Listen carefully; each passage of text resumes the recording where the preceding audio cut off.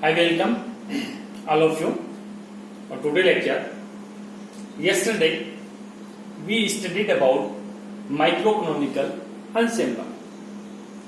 In this we studied about probabilities, or we can say the thermodynamical probabilities, or we can say the number of microstates. Number of microstates. We take the example of the different particles. This comes in Maxwell-Boltzmann statistics, Fermi-Dirac statistics, and Bose-Einstein statistics. इन सभी statistics में number of microstates ज्ञात करने के अलग अलग formulas जिसकी चर्चा अपन कल कर चुके हैं।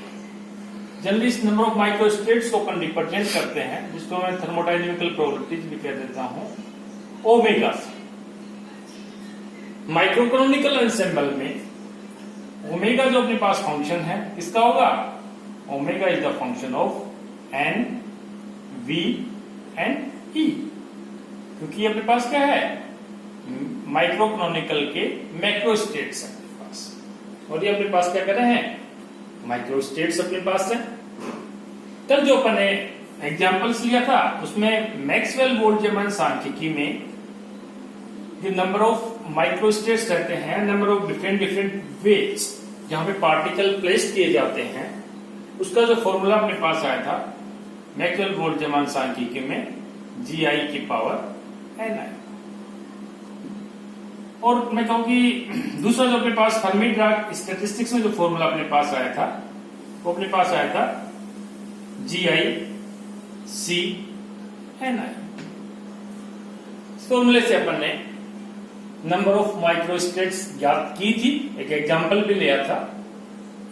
कल जो अपना केसेस था उसमें लिया कि मान लीजिए अपने पास NI पार्टिकल्स है और GI अपने पास क्या है?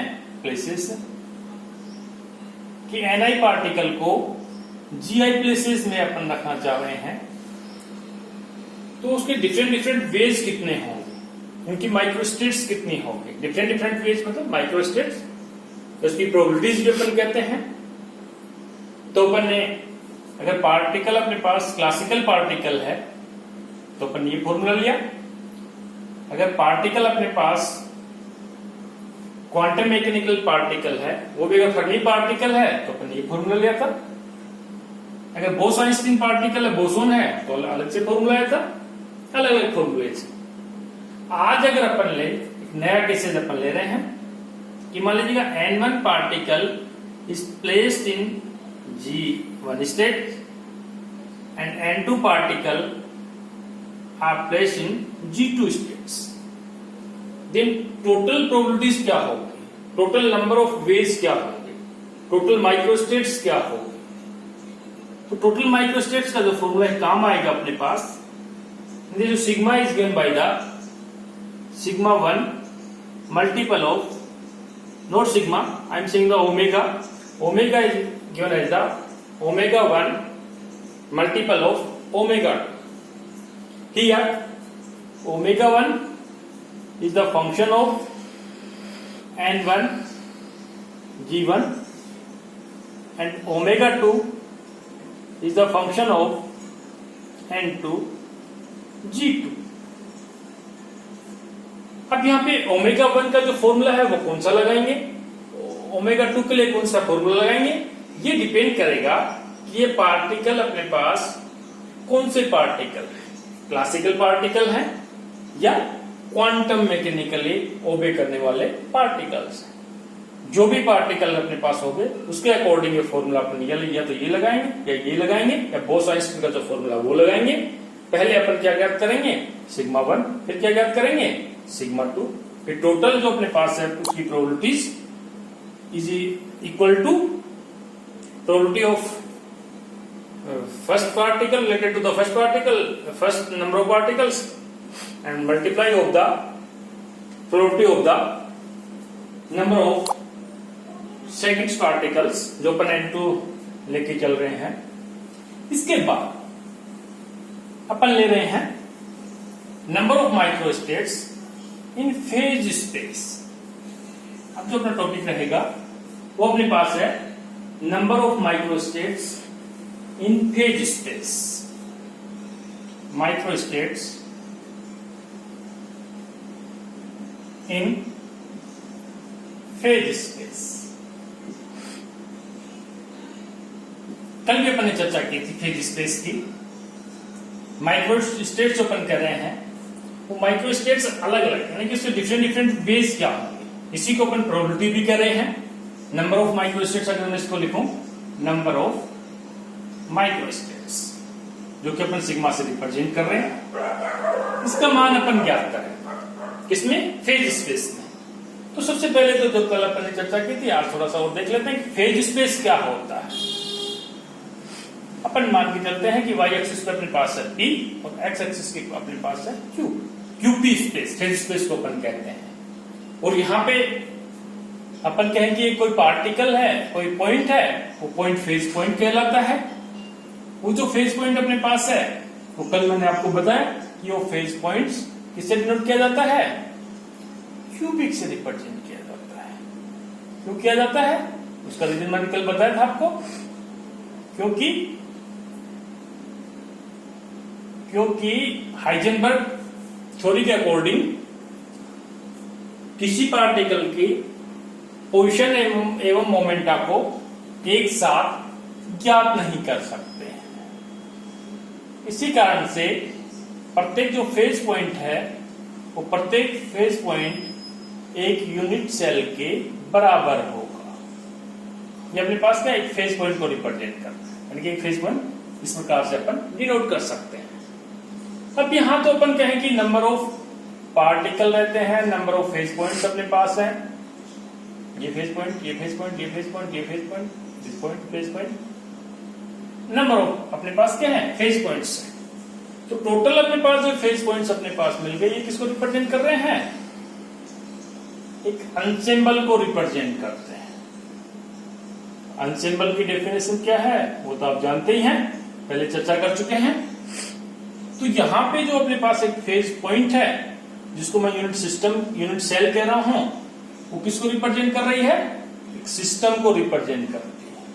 ये सिस्टम समझने के लिए तो टोटल अपने पास क्या हो गया, एक अनसिंबल हो गया।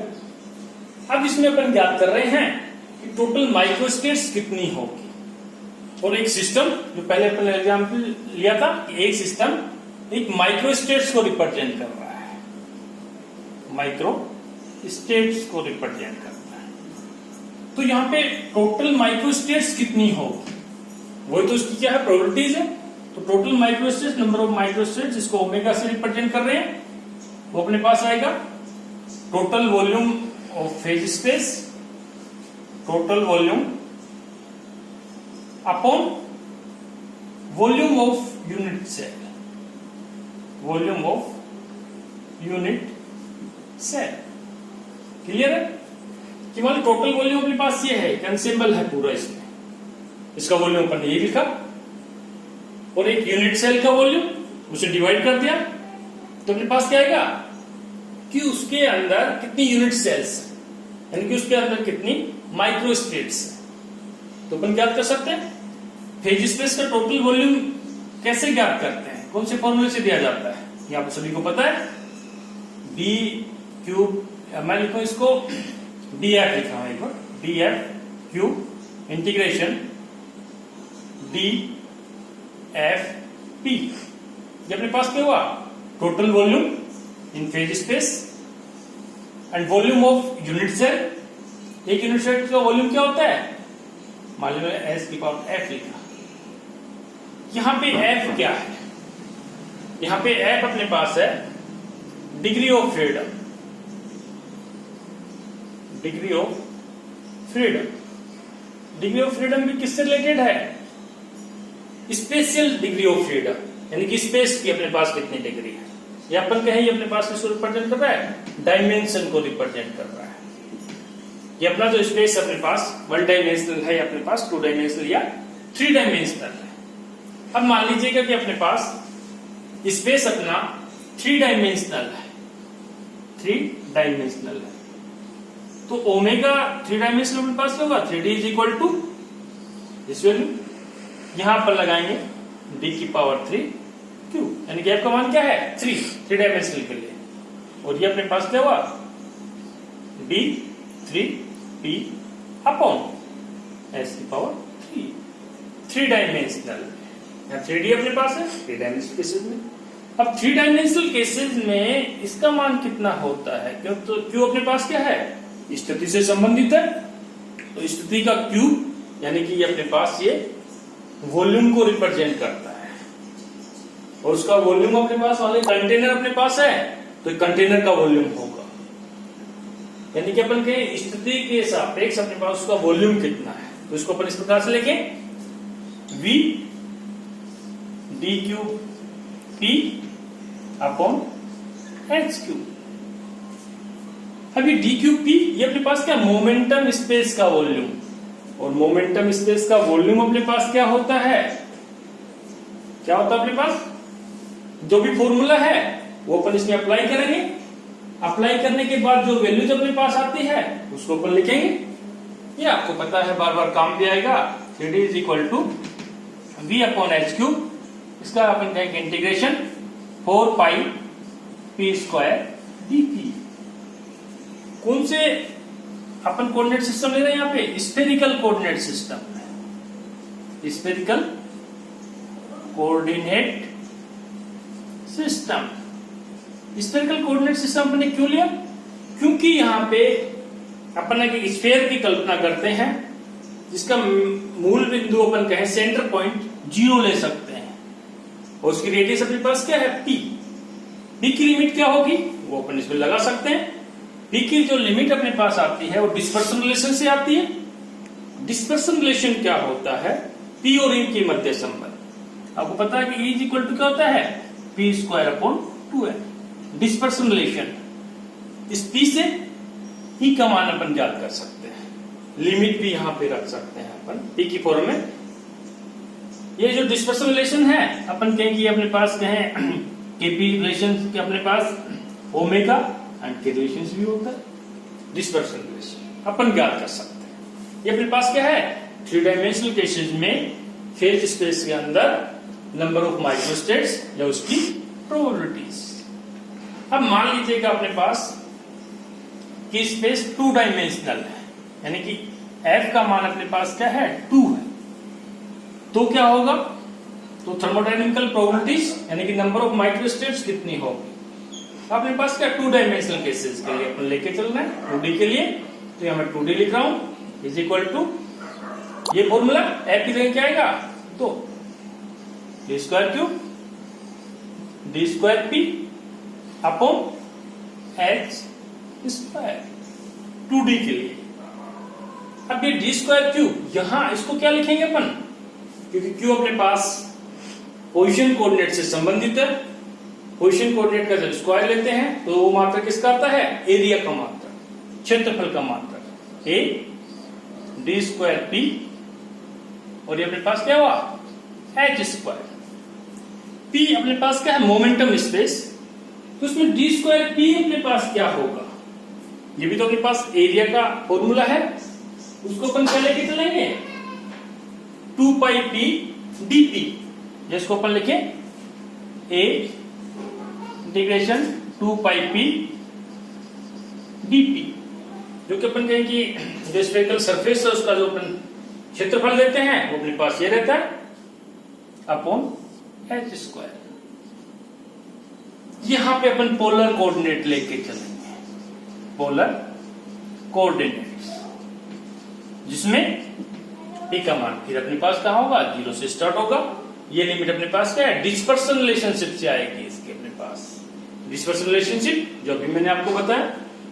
अब अपन 1 डायमेंशनल में आते हैं, तो 1 डायमेंशनल केसेस में d इज इक्वल टू क्या होगा 1। जब d इज इक्वल टू 1 अपन लेके चल रहे हैं तो अपने पास इसकी प्रोबेबिलिटीज 1D में कहूं या नंबर ऑफ माइक्रोस्टेट्स में कहूं, इस प्रकार से अपन ज्ञात कर सकते हैं। इसका मान रख करके अपने पास 1 ये अपने पास क्या होगा h स्क्वायर। यहाँ पे dq की जगह अपन क्या रख सकते हैं डी क्यू पे क्या आएगा, लेंथ का मात्रक, यानी कि अपन एल कर सकते हैं, this is L and DP upon H. ये अपने पास क्या गया, वन डायमेंशनल केसेस में number of microstates in phase space. Important topic है, एग्जामिनेशन में क्वेश्चन भी आते रहते हैं।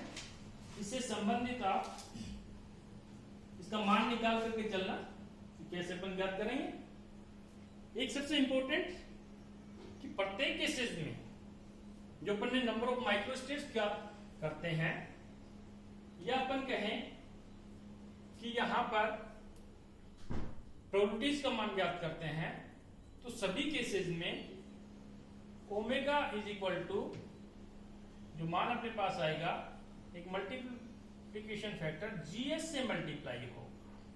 ध्यान दीजिएगा, अब मैंने यहां पे जीएस को मल्टीप्लाई किया प्रत्येक केसेस में, तो थर्मोडायनेमिकल अपन प्रोसेस से ज्ञात करेंगे।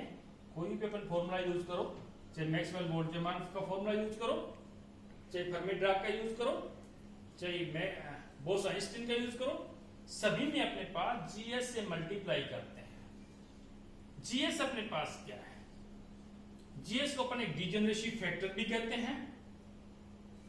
इलेक्ट्रॉन के लिए फर्मियोन के केसेस में इसका मान अपने पास आता है 2s+1, यानी कि प्रत्येक माइक्रोस्टेट्स में नोट करने वाली बात है कि जो भी अपन प्रोबेबिलिटीज का मान ज्ञात करेंगे, चाहे क्लासिकल से ज्ञात करो, चाहे क्वांटम मैकेनिक्स से ज्ञात करो, सभी में मल्टीप्लिकेशन फैक्टर आएगा जीएस, जिसको अपन कह रहे हैं डिजेनरेसी। और डिजेनरेसी का मान क्या होता है, 2s+1। मान लीजिएगा अपने पास इलेक्ट्रॉन है, तो इलेक्ट्रॉन के लिए तो s का मान हाफ होता है, तो उसके लिए जीएस का मान क्या आएगा, 2। इसी प्रकार से प्रोटॉन के लिए भी, इसी प्रकार से न्यूट्रॉन के लिए भी मल्टीप्लिसिटी फैक्टर होता है। जब हम फोटोन या फोनोन का यूज करते हैं, ये तो अपने पास क्या है, फर्मियोन है। अब मान लीजिएगा अपन कहें कि यहाँ पे बोसोन यूज कर रहे हैं, और बोसोन में भी क्या यूज कर रहे हैं, फोटोन यूज कर रहे हैं, या अपने पास फोनोन यूज कर रहे हैं, तो अपने पास जीएस का मान क्या आएगा। अब कहोगे कि फोटोन और फोनोन के लिए तो एस का मान 1 होता है, तो जीएस के लिए 3 आना चाहिए, लेकिन यहाँ 3 नहीं आता। जीएस का मान भी यहाँ पे 2 आता है। इस केसेस में, फोटोन और फोनोन के केसेस में, जो उसकी जो डिजेनरेसी जो अपने पास दी जाती है, वो अपने पास हेलिसिटी से दी जाती है। फोनोन और फोटोन के केसेस में हेलिसिटी एक वर्ड है, जो अपन के यहाँ तो लेफ्ट हैंडेड हेलिसिटी होगी या राइट हैंडेड हेलिसिटी होगी, तो वहां पे डिजेनरेसी कितनी होगी, 2 ओरिएंटेशन बनते हैं। इसका मतलब जीएस का मान कितना हुआ, 2।